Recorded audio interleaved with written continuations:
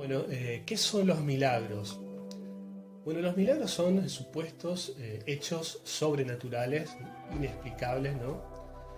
Dentro del ámbito religioso. Es cierto que fuera del ámbito religioso, en la ciencia, ¿no? Por ejemplo, hay hechos también inexplicables, ¿no es cierto? Pero con la diferencia que fuera del ámbito religioso se trata de encontrar respuestas, ¿no?, a las cosas que al momento son inexplicables, ¿no? Y en el ámbito religioso no. Supongamos que los milagros se cumplen, ¿no? Por un momento supongamos que hay gente que se beneficia con los milagros, ¿no? ¿Cuál es el perjuicio de creer en los milagros? Bueno, los milagros producen, digamos, dos inconvenientes, ¿no? El primero, punto número uno, que al ser inexplicables, ¿no? Al tener esta idea de que el milagro siempre debe ser inexplicable, la gente, digamos, se convierte en una adicta al milagro. Es decir, Dios ofrece supuestamente el milagro, pero no dice cómo lo hace, ¿no es cierto? ¿Y por qué no dice cómo lo hace? Simplemente para que la persona sea dependiente, ¿no es cierto?, de este supuesto Dios que hace supuestos milagros, ¿no es cierto? Porque en realidad lo más coherente sería que si Dios existe, diga cómo se hace el milagro, ¿no es cierto?, para que la gente después pueda hacerlo sola, ¿no es cierto?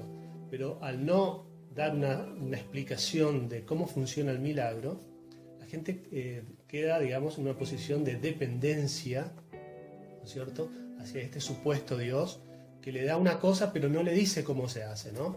Por supuesto que hay explicaciones ambiguas de cómo obtener milagros, ¿no? De decir que Dios dice que hay que aumentar la fe y que pueden mover montañas y todo eso, ¿no? Pero son explicaciones ambiguas, ¿no es cierto?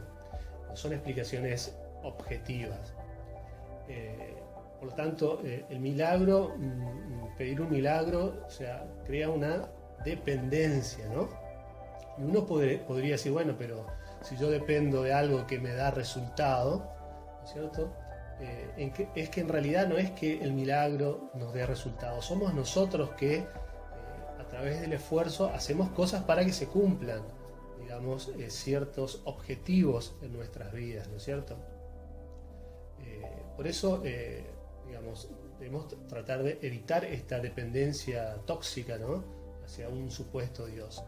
Y segundo es que al no tratar de entender cómo funcionan las cosas, cómo funcionan los milagros, hacemos un gran retroceso mental, ¿no es cierto?, e intelectual, porque y también, digamos, nos ponemos en una situación de sumisión, de humillación intelectual, ¿no?, al no tratar de querer al menos entender cómo funcionan las cosas complejas, ¿no es cierto?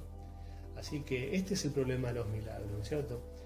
Bueno, sin contar las personas que hacen cosas grandiosas, ¿no es cierto?, como los médicos, por ejemplo, que hacen, digamos, salvan vidas, a veces haciendo cosas extremadamente complejas, ¿no? Y no por eso dicen que lo que hacen es inexplicable, ¿no es cierto? Por supuesto que el médico no se pone a explicar a cada paciente las técnicas que usa, ¿no es cierto? Pero si alguien quisiera saber realmente cómo funcionan esas técnicas, bueno, podría ir a cualquier universidad y estudiar, ¿no es cierto? O sea, no es inexplicable. Así que bueno, hay gente, por eso digo, que dice supuestamente que se beneficia de ciertos milagros. Bueno, a la gente que dice que se beneficia de ciertos milagros, lo que debería hacer es tratar de entender cómo funcionan esos milagros, ¿no es cierto? No quedarse con el supuesto beneficio, ¿no? Porque tratar, ¿no es cierto?, de entender no es ningún delito, no es ningún pecado, ¿no es cierto?